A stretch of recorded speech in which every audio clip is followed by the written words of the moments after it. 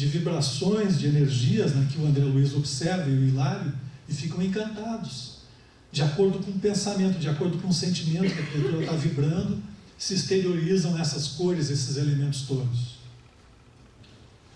Os princípios mentais são mensuráveis e merecerão no porvir excepcionais atenções entre os homens. E aí a gente fica pensando nisso, né? A operação coíbe a adulteração de leite no norte do Rio Grande do Sul. A estimativa é de que suspeitos tenham colocado substância cancerígena em mais de 100 milhões de litros de leite. 8 de maio de 2013. A gente pensa, o que leva pessoas a agirem desta forma? E pensamos mais ainda, esse tipo de atitude, se nós pensarmos nas fontes, nas usinas do pensamento, que elementos estruturaram esse desejo, essa ação? Que cota de poluição foi colocada além do processo do leite, propriamente falando, mas na psicosfera do nosso mundo a partir de uma atitude dessas? O que leva a pessoa a agir desta forma, né? E nós vamos ter, segundo o monitoramento anual do Instituto Nacional de Pesquisas Espaciais, foram desmatados 4.656 quilômetros quadrados da Amazônia entre agosto de 2011 e julho de 2012.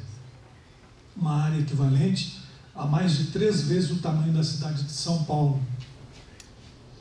E, infelizmente, o tamanho do desmatamento é 27% menor que o registrado anteriormente no período entre agosto de 2010 e julho de 2011, que foi de 6.418 km². O que leva o ser humano a agir desta forma? Uma árvore tem 50% de carbono. A gente corta a árvore, ou queima a árvore, que é pior, e quando queimamos a árvore, esse carbono é liberado. E aí polui, né? Efeito estufa, todo esse processo que nós conhecemos. Então imaginem uma área dessa aí, o nível de poluição que determina, além do desmatamento em si, que já é uma coisa terrível, né? A poluição para a atmosfera. O que leva o ser humano a isso? Kardec estava preocupado com essa questão, e na questão 913 do Livro dos Espíritos, ele pergunta aos amigos espirituais: entre os vícios, qual que podemos considerar radical? Qual é?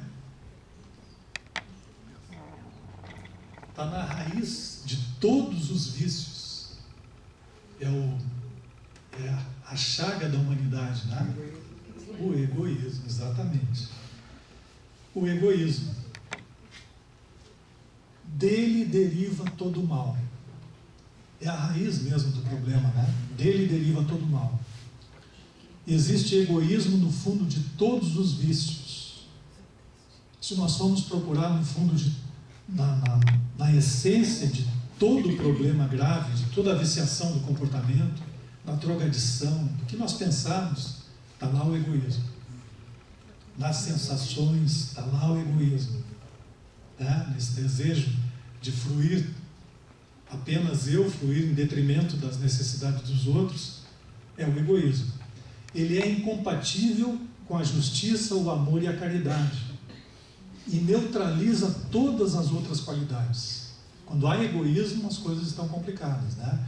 E sempre, no nosso processo de evolução, a gente pode dizer que todos somos egoístas de certa forma, em gradações diversas, né? Mas ainda trazemos essa condição interna dentro de nós. A gente está lutando.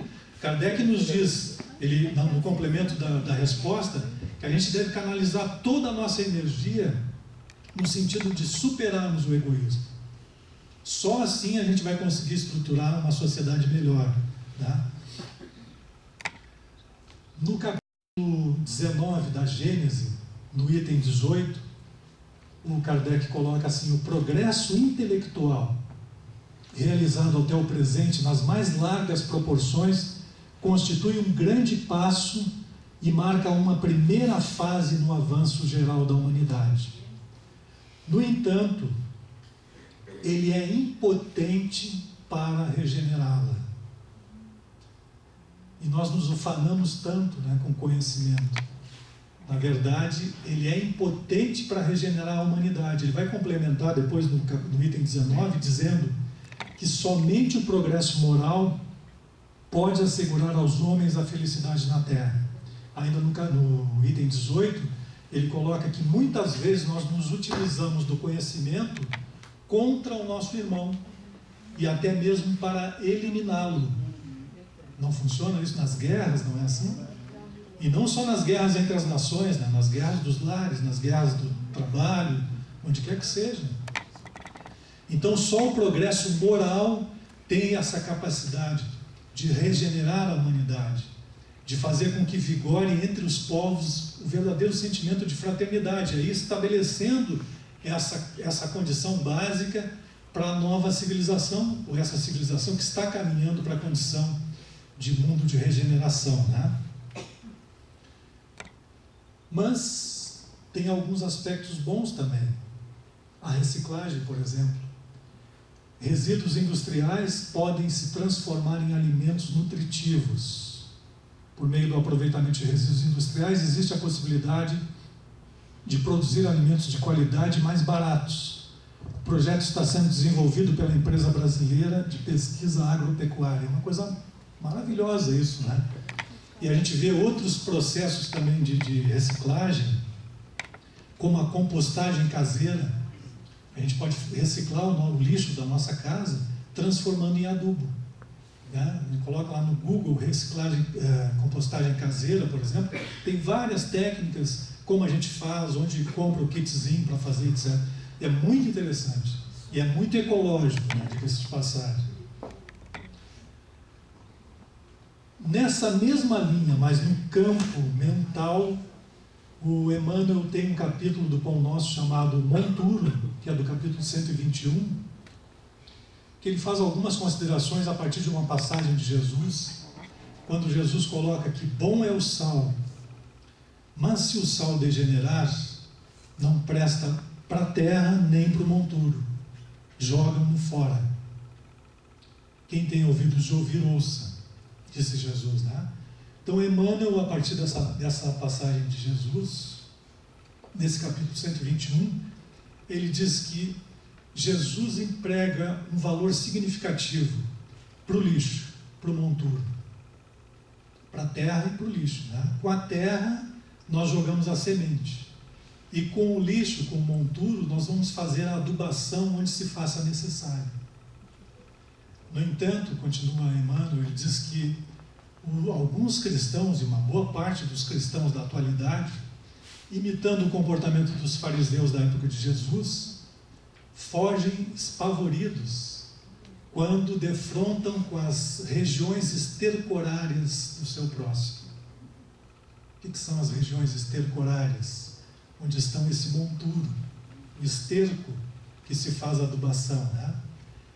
Então ele coloca que assim procedemos por desconhecermos o valor desse monturo. Se José da Galileia ou Maria de Nazaré representam terras de virtudes fartas no Evangelho, o mesmo não ocorria com os discípulos, que a cada passo do caminho eles necessitavam de recorrer à fonte de lágrimas que escorria do monturo das imperfeições propriamente humanas, a fim de fertilizarem a terra de seus corações empobrecidos. De quanto adubo dessa ordem necessitaram Paulo e Madalena, por exemplo, até alcançarem a condição em que se destacaram no seu processo de evolução, lá no Evangelho. Então ele nos diz: transformemos nossas misérias em lições. Busquemos, né, utilizar o monturo que a ignorância amontoou em torno de nossos passos, a nossa própria ignorância, também utilizando-o como adubo para fertilizar a terra empobrecida de nossos corações, e nós teremos dado razoável solução ao problema de nossos grandes males. Então é uma forma também de reciclagem, utilizarmos essa dificuldade, essas fraquezas, esses conflitos e problemas que trazemos dentro de nós como adubo para fertilizar a terra empobrecida de nossos corações. É um conselho maravilhoso, né? É um chamamento a olharmos para dentro de nós mesmos. Limpemos nossa casa mental, seguindo as divinas diretrizes do Evangelho de nosso Mestre Jesus, e, consequentemente, a psicosfera planetária irá refletir as virtudes das almas redimidas, que então estarão habitando o planeta elevado, a condição de mundo de regeneração. E para nós terminarmos com a Joaninha, nossa querida Joana de Ângeles, não desista de buscar o triunfo, seja qual for a circunstância em que te encontres. Programa um roteiro mental e passa a vivê-lo afirmando-o mentalmente, até que se te modele no mundo das formas, dada essa plasticidade da mente, né? A mente plasma tudo, bem conduzida, de maneira inteligente, alcança o triunfo. Este esforço resultará da oração e da certeza de que, sendo filho de Deus, não estás desamparado. E agora sim, para a gente terminar, também com a lei de amor, no capítulo 11 do Evangelho segundo o Espiritismo, o Lázaro vai ter a oportunidade de dizer, que é uma frase maravilhosa, também linda, que nos convida à reflexão: a lei de amor substitui a personalidade pela fusão dos seres e extingue as misérias sociais. Então, quando nós tivermos o nosso coração saneado, vibrando essa dimensão sublime do amor elevado, nós estaremos vivendo num mundo fraterno, num mundo de luz, num mundo que nós vamos chamar, então, verdadeiramente de mundo de regeneração.